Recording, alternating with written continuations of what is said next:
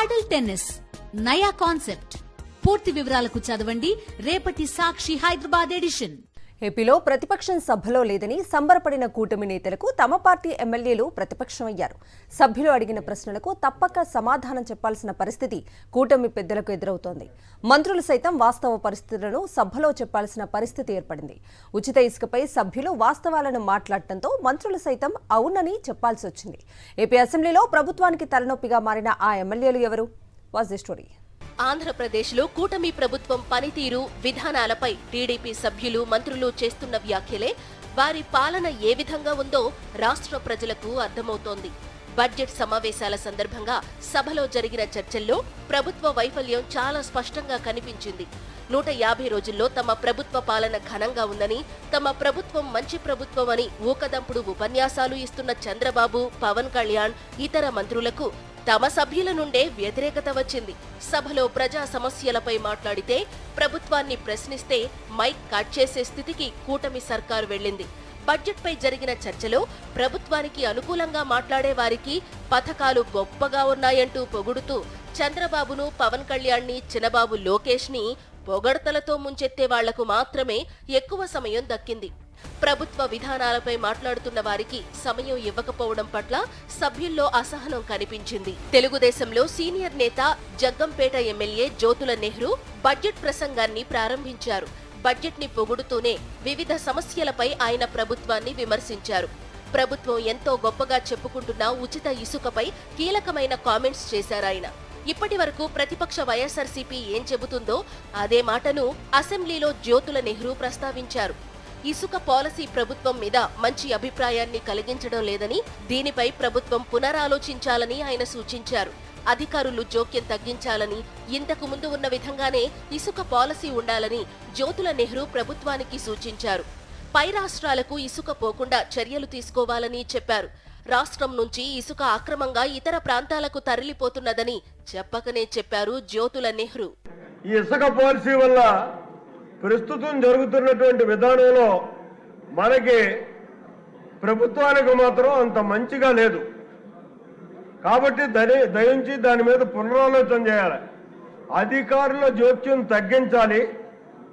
ఏదైతే గత పూర్వ విధానంలో ఎవరికి అవసరం ఉంటే వాడు వెళ్ళి ఇసుక తెచ్చుకునేటటువంటి విధానం ఉండేదో అదే విధానంతో మనం వదిలేసినట్టయితే పై ప్రాంతాలు, పై రాష్ట్రాలకు పోకుండా నిరోధించగలిగి ఫ్రీగా ఆళ్లే వెళ్ళి తెచ్చుకునేలాగా, ఆళ్లే తవ్వుకునేలాగా, ఆళ్లే ట్రాన్స్పోర్ట్ చేసుకునేలాగా చేసినట్టయితే ఇసుక వల్ల మనకు మంచి వచ్చేటటువంటి పరిస్థితి ఉంటుంది అన్నది నా ఆలోచన. దాని మీద దృష్టి పెట్టమని చెప్పేసి వినయపూర్వకంగా కోరుకుంటూ, ఇక మట్టి ఇంకోటి సార్, ఏ ట్యాక్స్ దయచేసి కూర్చోండి. ఇక లాభం లేదు. I have to use my description. I'm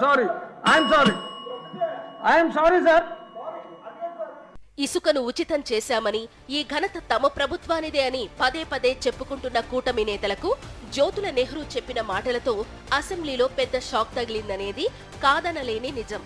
ఇసుకను అక్రమంగా తరలిస్తూ ఎమ్మెల్యేలు భారీగా సంపాదిస్తున్నారు. ఇప్పటికే ఇసుక అందక రాష్ట్రంలో నిర్మాణ రంగం పూర్తిగా దెబ్బతింది. ఇసుక ధర గత ప్రభుత్వం కంటే రెట్టింపునకు పైగా పెరిగింది. గతంలో పుష్కలంగా అందుబాటులో ఉన్న ఇసుక ప్రస్తుతం అందని ద్రాక్షగా మారిపోయింది. ఇదే అంశాన్ని జగ్గంపేట సభ్యుడు జ్యోతుల నెహ్రూ అసెంబ్లీలో చెప్పారు. అయితే ఇది బడ్జెట్ ప్రసంగంలో భాగంగా ప్రస్తావించారు కాబట్టి నెహ్రూ ప్రశ్నకు ఆర్థిక మంత్రి పయ్యావుల కేశవ్ సమాధానమిచ్చారు.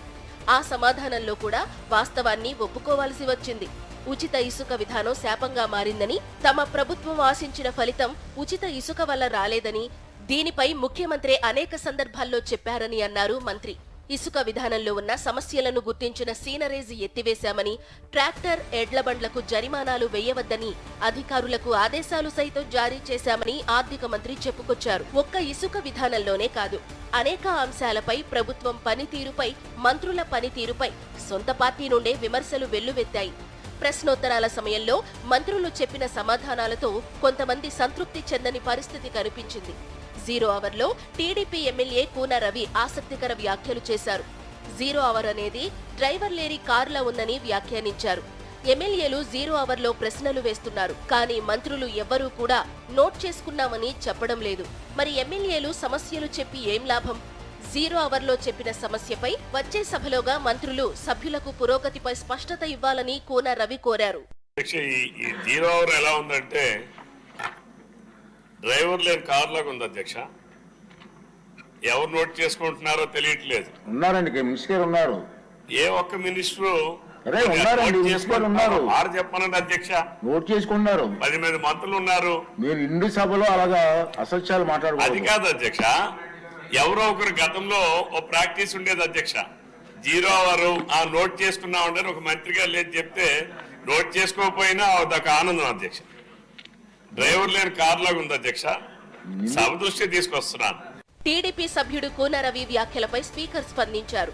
సభ్యులు అడిగిన ప్రశ్నలకు సంబంధిత మంత్రులు లేకపోతే ఎవరో ఒకరు రాసుకుని సమాధానం ఇవ్వాలని చెప్పారు. ఈ అంశాన్ని సభలో ఉన్న మంత్రి అచ్చెన్నాయుడు కవర్ చేశారు. సభ్యులు చెప్పే సమస్యలు ఎవరూ పట్టించుకోవడం లేదని భావించవద్దని, అధికారులు సైతం రాసుకుంటున్నారని, దాని ప్రకారం మంత్రులు చర్యలు తీసుకుంటారని కవర్ చేసుకోవలసి వచ్చింది. రాజానగరం ఎమ్మెల్యే బత్తుల బలరామకృష్ణ జీరో అవర్లో సమస్యలు ప్రస్తావిస్తున్నప్పుడు కూర్చోవాలంటూ మంత్రి నాదెండ్ల మనోహర్ అసహనం వ్యక్తం చేశారు. ప్రజా సమస్యలపై మాట్లాడుతున్న సమయంలో కూర్చోవాలంటూ మంత్రి ఆదేశించడం సరైనది కాదని కొంతమంది జనసేన ఎమ్మెల్యేలు చర్చించుకుంటున్నారు. సభలో సమస్యలు చెప్పుకునేందుకు కనీసం సమయం ఇవ్వకపోవడంతో కూటమి ఎమ్మెల్యేలు అసంతృప్తి వ్యక్తం చేస్తున్నారు. సభ్యులు ఎక్కువగా మాట్లాడితే తమ అసమర్థత బయటపడుతుందని, ఇప్పటి వరకు తాము చెప్పిన అబద్ధాలన్నీ ప్రజలకు అర్థమవుతాయనే భయం మంత్రుల్లో చాలా స్పష్టంగా కనిపించింది. కానీ ఎన్ని ప్రయత్నాలు చేసినా, ఎన్ని కట్టుకథలు చెప్పినా వాస్తవాలు మరుగున పడవు. వాస్తవాలను అంగీకరించక తప్పదనే కామెంట్స్ వినిపిస్తున్నాయి.